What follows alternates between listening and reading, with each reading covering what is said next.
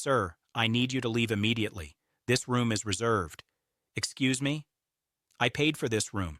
Check your system. The system shows you don't belong here. I'm calling security. I have my confirmation right here. Save it for the police." The lobby cameras captured everything. The timestamp read 11:47 p.m. on what should have been an ordinary Friday night. David Martinez had just finished a grueling 14-hour shift as an emergency room surgeon and checked into the Grandview Plaza Hotel for a much-needed weekend of rest. What happened next would expose a corrupt hotel manager, destroy a career built on lies and theft, and result in one of the most satisfying cases of instant karma ever recorded on security footage. Before we dive into this incredible story, let me know where you're watching from in the comments below. And if you haven't already, please hit that subscribe button because this case will absolutely blow your mind with how it unfolds. David Martinez was a 47-year-old cardiovascular surgeon with an impeccable reputation. He had spent the last 20 years saving lives, performing complex surgeries, and training the next generation of medical professionals. He lived modestly despite his substantial income, drove a 10-year-old sedan, and was known at his hospital for treating every patient with dignity, regardless of their ability to pay. That Friday evening, after performing 3 emergency surgeries back-to-back, David decided he needed a break from his usual routine. His small apartment was undergoing emergency plumbing repairs, and he couldn't face another night on his brother's uncomfortable couch. He booked a room at the Grandview Plaza Hotel, a mid-range establishment that advertised itself as a haven for business travelers and tourists seeking comfort without breaking the bank. David had made his reservation online 3 days earlier, paying the full amount up front with his credit card. The confirmation email sat in his inbox, complete with reservation number, room type, and check-in instructions. He had called the hotel that morning to confirm his late arrival, speaking with a front desk agent who assured him there would be no problems checking in after 11 p.m. Everything seemed straightforward. Nothing about the booking process suggested the nightmare that was waiting for him. The hotel manager on duty that night was a man named Richard Brennan. Brennan had been with the Grandview Plaza for 6 years, working his way up from night auditor to assistant manager, and finally to his current position. On paper, he looked like a model employee with positive performance reviews and commendations from corporate headquarters. But what the hotel ownership didn't know was that Brennan had been running a sophisticated scam for the past 18 months, one that was about to come crashing down in spectacular fashion. Brennan's scheme was elegant in its simplicity. He would target guests who booked rooms for single nights, particularly those arriving late when fewer staff members were around. He would wait until they checked in, then claim there was a problem with their reservation or payment. While the confused guest tried to sort out the issue, Brennan would offer to fix the problem by having them pay again in cash, promising to process a refund for the original payment within 3 to 5 business days. Most exhausted travelers, desperate for a bed after a long day, would comply. The refund, of course, never came. Brennan would pocket the cash and alter the hotel's records to show the original reservation had been canceled. By his own estimation, he had stolen over $47,000 using this method. When David walked through the hotel's front entrance that Friday night, his surgical scrubs still visible under his jacket, Brennan's predatory instincts immediately activated. Here was a tired medical professional, probably exhausted from a long shift, unlikely to cause problems, perfect target for the scam Brennan had perfected. What Brennan didn't know was that David Martinez had spent 4 years in law school before switching to medicine. He understood contracts, fraud, and his legal rights better than most attorneys. David approached the front desk with his phone in hand, ready to show his confirmation email. Before he could speak, Brennan looked up from his computer with an expression that seemed almost practiced in its false sympathy. He asked if he could help, his tone suggesting he was doing David a favor just by acknowledging his presence. David explained he had a reservation under his name and provided his confirmation number. Brennan made a show of typing on his computer, his fingers moving across the keyboard with theatrical precision. After a long pause, he shook his head and delivered his practiced line. He told David there was no reservation in the system under that name. David was confused but not yet alarmed. He pulled up his confirmation email and turned his phone screen toward Brennan, clearly showing the reservation details, confirmation number, and payment receipt. Brennan barely glanced at the phone. He said that online confirmations weren't always reliable and that the payment hadn't gone through properly. David immediately checked his credit card statement on his banking app. The charge from Grandview Plaza Hotel was right there, posted 3 days earlier, fully processed. He showed this to Brennan as well. This is where Brennan made his first critical mistake. Instead of backing down when presented with clear evidence, he doubled down on his lie. He claimed the hotel's system showed a canceled reservation and suggested that perhaps David had used a fraudulent card or that his bank would be reversing the charge. The accusation was outrageous and completely unfounded, but Brennan had used it successfully on other victims who were too tired or intimidated to push back. David wasn't intimidated. He was a surgeon who made life-and-death decisions under pressure every single day. A hotel clerk's weak intimidation tactics meant nothing to him. He calmly asked to speak with Brennan's supervisor. Brennan informed him that he was the senior manager on duty and that no one else was available at this hour. He suggested David could either pay cash for a new room or leave the property. Quick question for you watching. Have you ever dealt with a scammer who thought you were an easy target? Type yes in the comments if you have. David stood there for a moment, processing what was happening. His medical training had taught him to recognize patterns, and everything about this situation screamed fraud: the refusal to acknowledge documented proof, the suggestion to pay again in cash, the convenient absence of any supervisor, the aggressive stance despite clear evidence of a valid reservation. He made a decision that would prove brilliant. David pulled out his phone again and started recording the conversation. The moment that camera came out, Brennan's demeanor shifted dramatically. He demanded David stop recording immediately, claiming it violated hotel policy. David calmly stated he was in a public area of the hotel and had every right to record his interaction with a business that was refusing to honor a paid contract. Brennan threatened to call security and have him removed from the property. David encouraged him to do exactly that. He said he would welcome the opportunity to explain to police officers why a hotel was refusing to provide a room he had paid for in full, and he would be happy to show them the documentation proving his reservation and payment. Brennan hesitated. This wasn't going according to his usual script. Most of his victims backed down at this point, either paying the cash or leaving defeated. But David wasn't backing down. He was getting more confident with every passing second. What neither of them knew yet was that the hotel's corporate office had received 3 complaints in the past month about similar incidents. Other guests had reported being told their reservations didn't exist, despite having confirmation emails and processed payments. The corporate fraud investigation team had flagged Brennan's location for monitoring and had actually installed additional hidden cameras in the lobby area just 2 weeks earlier. Everything that was happening was being recorded from multiple angles with crystal clear audio. Brennan made his second critical mistake. He told David that the room he had supposedly booked was now occupied by another guest, one who had paid properly. David asked for the name of this other guest and the time they checked in. Brennan refused to provide this information, citing privacy policies.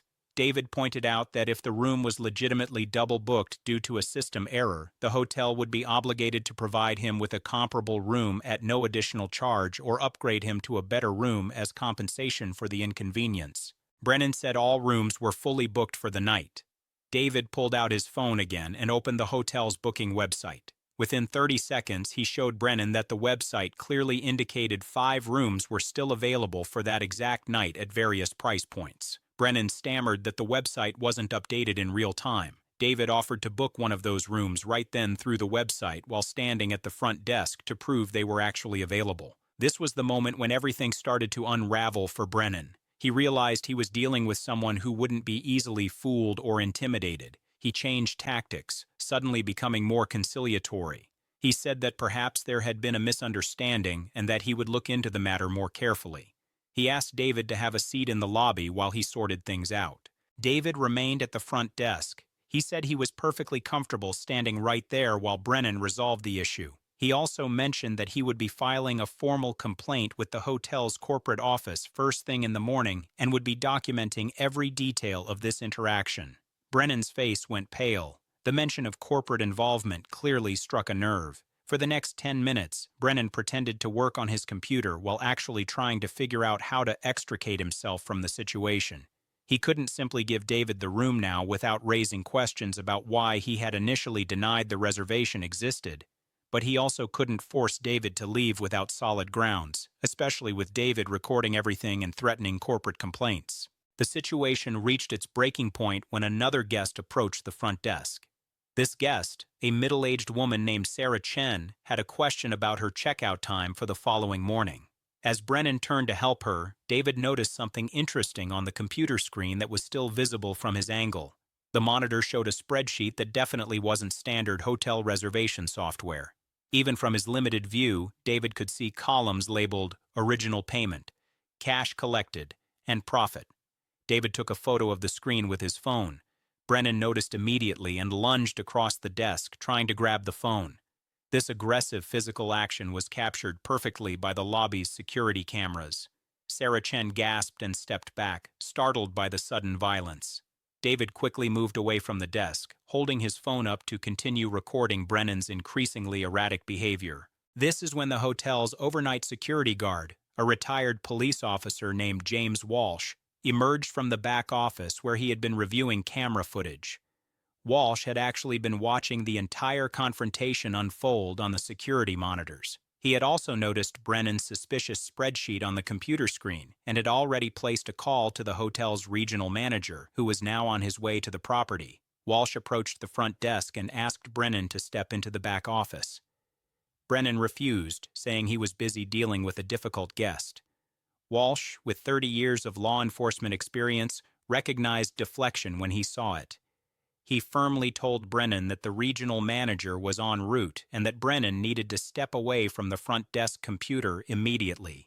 Brennan realized his scam was about to be exposed. He made a desperate decision. He grabbed his jacket from behind the desk and headed for the exit. Walsh called out for him to stop, but Brennan broke into a run. David, still holding his recording phone, had positioned himself near the lobby exit. As Brennan rushed past, David stepped aside but kept his camera focused on the fleeing manager. Brennan made it as far as the parking lot before Walsh caught up with him.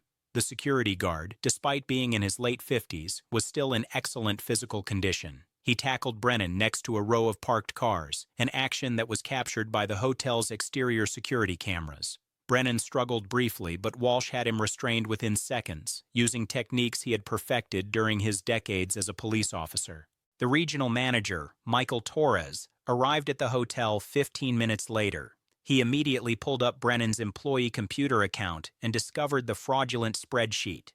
The document contained detailed records of 73 separate scam transactions over an 18-month period, totaling $47,350 in stolen money.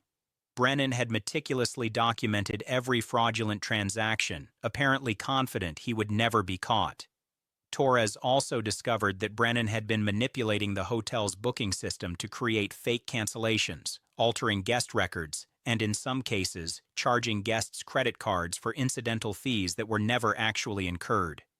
The scope of the fraud was staggering. It wasn't just the fake double bookings. Brennan had his fingers in multiple revenue streams, skimming money in small amounts that he thought would never be noticed. David provided his video recording and photos to both Torres and the police who arrived shortly after. His documentation proved crucial because it showed Brennan's initial lies, his refusal to honor a valid reservation, his attempted assault when caught, and his subsequent attempt to flee. The video also captured the moment when Brennan's fraudulent spreadsheet was visible on the computer screen. The police arrested Brennan in the hotel parking lot. He was charged with theft, fraud, attempted assault, and computer crimes related to his manipulation of the hotel's booking system. His bail was set at $50,000. The district attorney, after reviewing the extensive evidence, added additional charges of identity theft after discovering that Brennan had stolen credit card information from hotel guests and used it for personal purchases. The investigation that followed uncovered even more shocking details. Brennan had been living far beyond his means, driving a luxury car, wearing expensive watches, and taking lavish vacations, all funded by his stolen money. His social media was filled with photos of his extravagant lifestyle, each post basically documenting evidence of his crimes. Financial forensics experts traced every dollar he had stolen, building an airtight case that would ultimately send him to prison for 8 years. But here's where the karma gets even better. Remember those hidden cameras that corporate had installed? They hadn't just captured David's interaction with Brennan. They had recorded 3 previous incidents where Brennan had successfully scammed other guests. Those guests were tracked down and contacted. All 3 agreed to testify at Brennan's trial. Their testimony, combined with the video evidence, security footage, the fraudulent spreadsheet, and David's documentation, made Brennan's conviction absolutely certain. The hotel chain settled with all the victims, refunding their money plus additional compensation for their trouble. David received a formal apology from the CEO, a full refund of his original payment, 3 free night stays at any hotel in the chain, and a $5,000 gift certificate. More importantly, his quick thinking and documentation had exposed a systematic fraud that had victimized dozens of innocent travelers. During the trial, Brennan's defense attorney tried to argue that his client had been under financial stress and had made poor decisions. The prosecutor destroyed this argument by showing Brennan's social media posts of expensive meals, luxury purchases, and vacation photos, all time-stamped during the period when he was supposedly struggling financially. The jury deliberated for less than 2 hours before returning a guilty verdict on all charges. The judge, clearly disgusted by Brennan's exploitation of tired travelers, imposed a sentence at the upper end of the guidelines: 8 years in prison, 5 years probation after release, full restitution to all victims plus penalties, and a permanent ban from working in the hospitality industry. The judge specifically mentioned David's video evidence during sentencing, praising the surgeon for having the presence of mind to document everything, despite being exhausted from a long workday. David Martinez went on to become an advocate for consumer rights in the hospitality industry. He gave several interviews about his experience, emphasizing the importance of keeping documentation, knowing your rights, and not being intimidated by people in positions of minor authority. His story went viral on social media, with millions of people sharing their own experiences of being scammed by unscrupulous hotel employees. The Grandview Plaza hotel chain implemented new policies as a direct result of this incident. They installed body cameras for all front desk staff, implemented a dual verification system for reservation disputes, created a direct hotline to corporate for guests experiencing problems, and established mandatory ethics training for all employees. They also settled a class action lawsuit filed by former guests who had been scammed by Brennan, paying out over $200,000 in damages. As for Richard Brennan, his time in prison was particularly difficult. Word spread among inmates about why he was there, and someone who steals from exhausted travelers doesn't earn much respect even among criminals. He served his full 8-year sentence with no early release. Upon his release, he found himself virtually unemployable, with his fraud conviction showing up in every background check.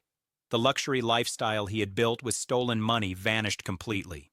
The irony wasn't lost on anyone involved in the case. Brennan had targeted David specifically because he looked like a tired medical professional who would be too exhausted to fight back.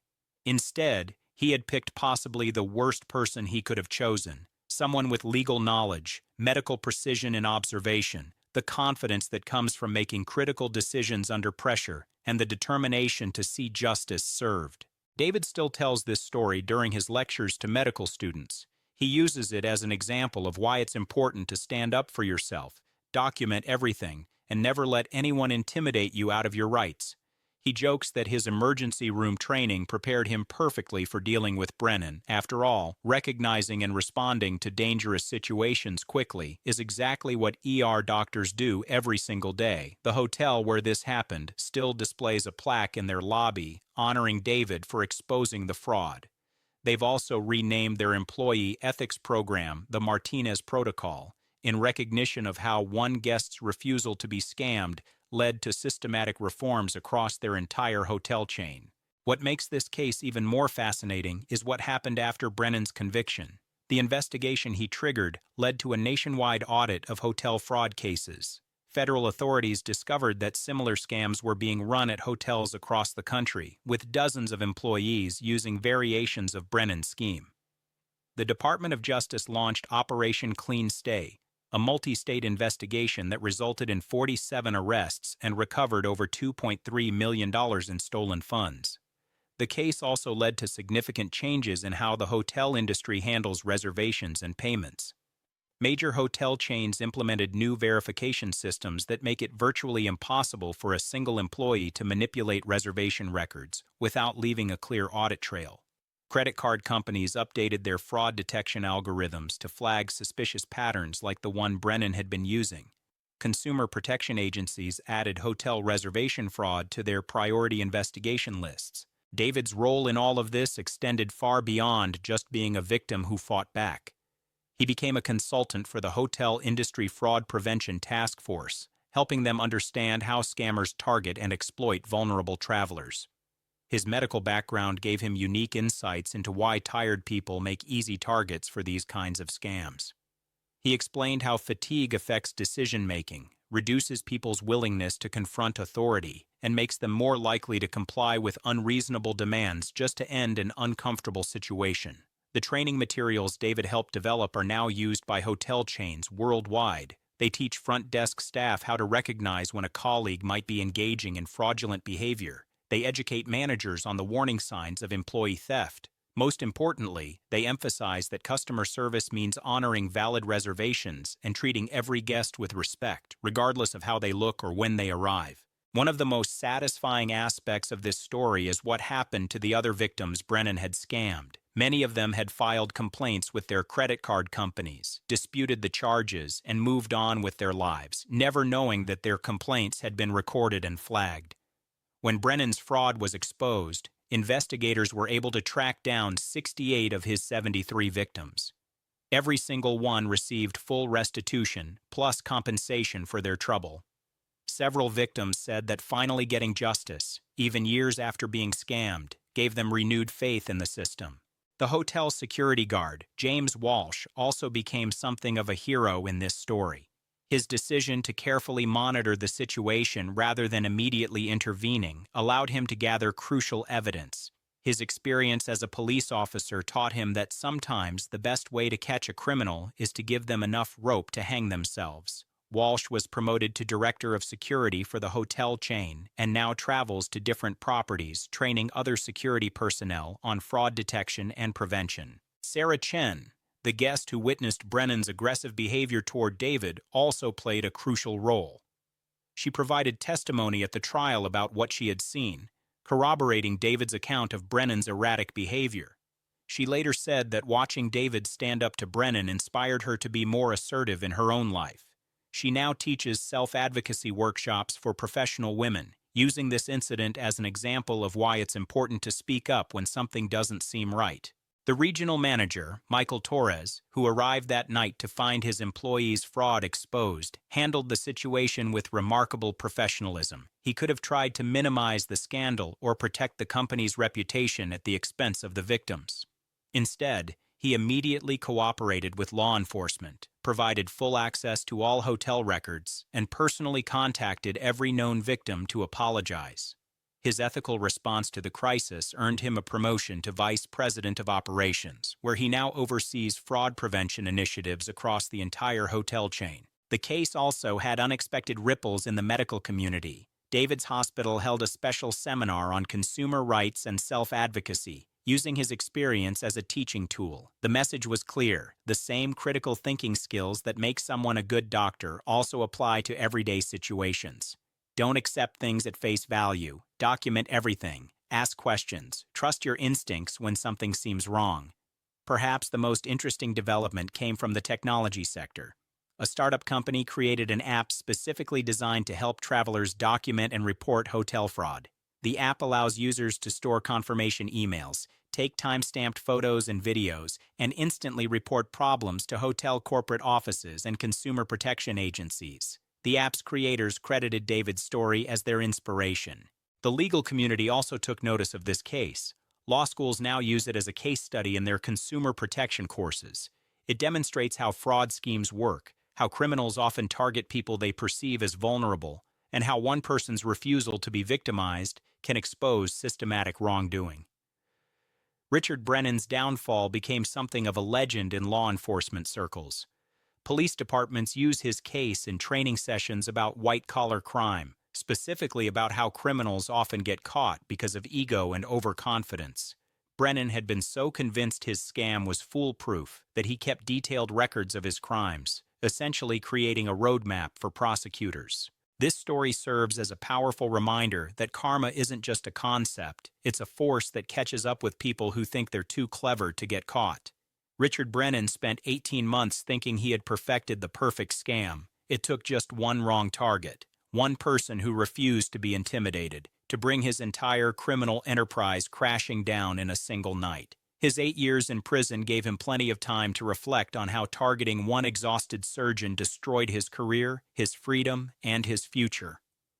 The lesson here goes beyond just hotel fraud. It's about the importance of standing up for yourself, knowing your rights, and refusing to be intimidated by people who abuse their authority. It's about the power of documentation in an age where everyone has a camera in their pocket. And most importantly, it's about how one person's courage to confront injustice can trigger changes that protect countless others from becoming victims. If you enjoyed this story of instant karma, make sure to hit that like button and share it with your friends. And drop a comment below telling me about a time when you witnessed karma in action. Have you ever caught someone trying to scam you? How did you handle it? Your stories could help others recognize and avoid similar situations. Don't forget to subscribe so you never miss another incredible story like this one. Trust me, you won't want to miss what I have coming up next.